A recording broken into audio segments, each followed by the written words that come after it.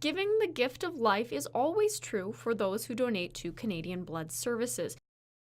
Belinda Tomiyama with Canadian Blood Services says it can be tougher though to fill appointments in the summer months. Our regular donors can be out of their routine because they're doing all those fun summer things like going away on vacation and stuff like that. So for August, we have a total of 830 appointments in August that we need to fill.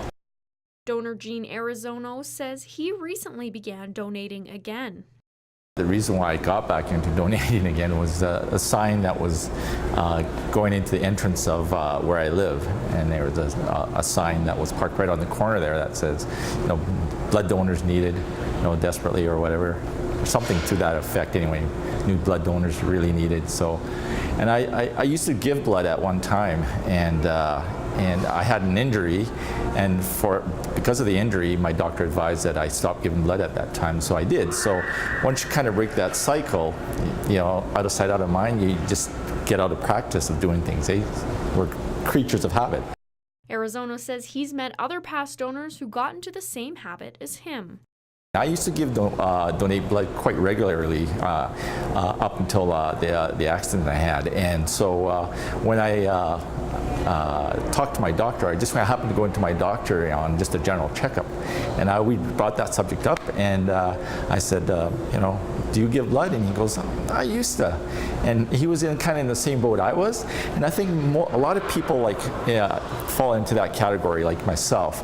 They might have been regular donors at one time, but some event happened that made them stop, and then next thing you know, it's out of sight, out of mind, and so you just go on and you think, well, let the other guy worry about it. I gave blood enough, sort of thing. But we fail to remember that blood needs doesn't keep. It has a shelf life, and so it's really important that you establish regular donors and to keep that supply at a certain level. So that's why this repetition is needed. So, and once you get into that groove again, it's like a habit again. You develop a good habit, and and you just go from there. Tomiyama says Canadian Blood Services is looking for donors like Gene. Gene had talked about lapsed donors. Here in Lethbridge, we consider someone a lapsed donor after 12 months. Here in Lethbridge, we have 4,000 people that are lapsed donors. So I'm asking them to come back. And like Gene said, sometimes you get out of the routine of donating blood. So I'm asking them to please come back and donate blood again. Both Arizono and Tomiyama say first-time donors should know they are in good hands at Canadian Blood Services. We get it. We deal with two icky things, blood and needles. Nobody likes them. But the minute you're going to get over that fear is when someone you love needs blood. And you'll be running to us to donate blood. But at that time, you're too late. You're relying on the generosity of other Canadians to save your loved one's life. It's really easy to do. It takes about an hour of your time. You need to come in with ID. We want you to drink water before you come in and have your meals.